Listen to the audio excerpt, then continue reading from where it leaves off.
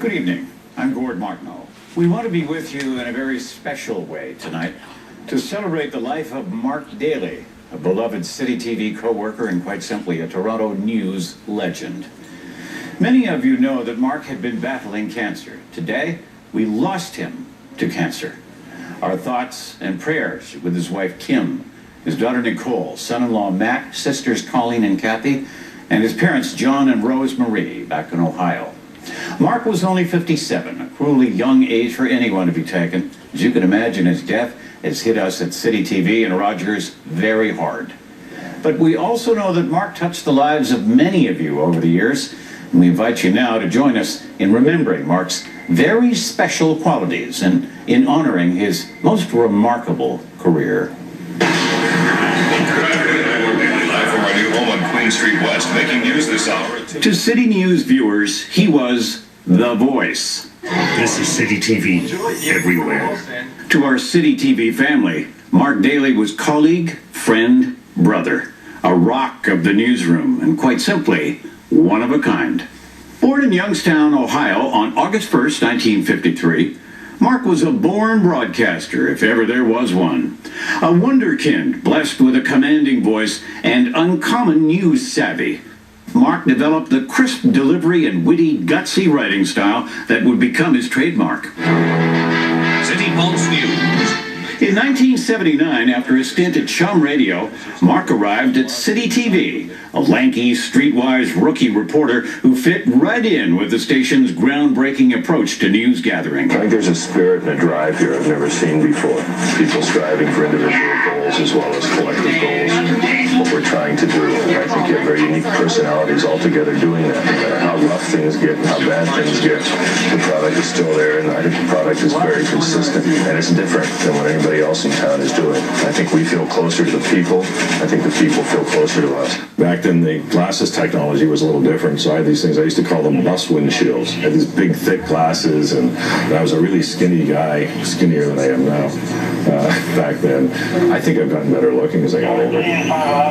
If you look at my high school pictures, I was a real geek, and I was still about a half a geek when I got here. Mark Dailey for City Pulse. The young lad was able to tell police that he came to the Queen Street Mental Health Center here at Queen and Ossington. It didn't take Mark long to find his niche on the police beat, quickly earning the respect of news colleagues and forging lifelong friendships with many in the law enforcement community, from beat cops to police chiefs. Through our own investigation, we know that the motive had something to do with a dispute with one of the tenants of this building. The 19-year-old victim got off the Markham Road bus here at Markham and Brimmorton, just south of Ellesmere. Mark's nickname was the Inspector, a moniker he always wore with pride. At countless crime scenes, there was Mark, sporting his omnipresent fedora. There was quite a bit of blood at the scene, and they've admitted there is a man believed to be middle-aged with serious head injuries. There's been some evidence that this could have been some kind of tragic drug misadventure. This woman was well known to police in the area. One tragedy in particular haunted him even years later. The fatal shooting in 1980 of Constable Michael Sweet. Mark Dailey, first reporter on the scene. The story that sticks in my mind the most was the Michael Sweet shooting. He was a police officer who was killed during a robbery in progress. One of the few times I sat and watched my story on the news that night and started to cry, because it just so much of what was wrong that didn't have to happen, and this young father of three didn't have to die. No question, Mark was our go-to guy for the big stories. And we begin live with Mark Dailey in storm-battered York region. Mark? Well, Gordon, whole communities were ravaged, homes damaged, power outages everywhere. The GTA won't soon forget this evening. No one was better giving live breaking news, gathering the facts in a snap and giving them to you straight, unflappable on the fly. Breaking news from the streets tonight. One man fighting for his life in hospital after a home invasion stabbing in the East End. Good evening. Mark was equally brilliant in his other big role as the longtime anchor of our late-night news, showcasing his unparalleled presentation skills and frequently his quirky sense of humor, both on the air and behind the scenes. They're shooting some B-roll up here, dancing earlier. Stay with City TV as we take you away from all this regular programming stuff to show you what television really can be. Oh, I'm sorry, I was reading the wrong copy. Late great movies are next. The voice of City TV was sort of born in 1983. So whoever was doing it at the time was going on vacation. They said, Mark, do you want to do it? And I was really busy. I was working 12 hours on the crime beat. I just treated it as just made fun of the shows, and, made fun of the people, and just sort of mock heroic, insulting, witty humor that still exists, I guess. Just figuring, they aren't going to want me to do this for too long. You're about to enter the vast world of late great movies. Big deal, right? Tonight we're repeating a movie we had about a month ago because we feel like it, and I like it. The other guy never came back from holidays, and I've been doing it ever since. Good morning, everybody. Mark endeared himself to Toronto in many other ways. Always approachable and deeply generous, he unselfishly threw his solid professional reputation and respected name behind many charities and worthy causes. It's great to do what we do in our business because we meet people and we can use our profile to make good things happen for good people and good organizations. Giving his time without hesitation. Very honored to introduce Mark Dailey to accept our local and accepting accolades with gratitude and humility.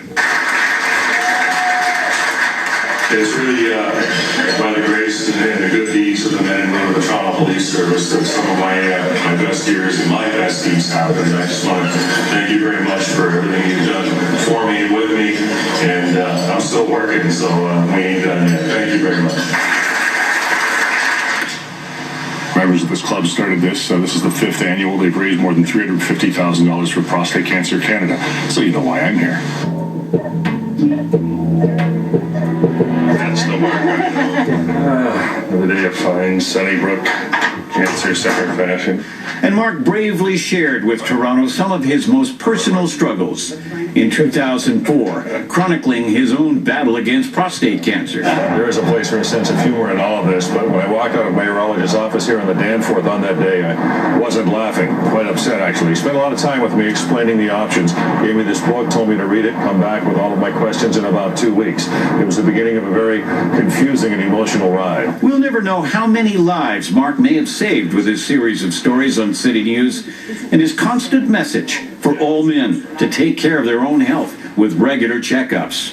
1 in 8 will be diagnosed with prostate cancer in his lifetime. That means at least one of you at each table will get the bad news someday. Mark beat prostate cancer.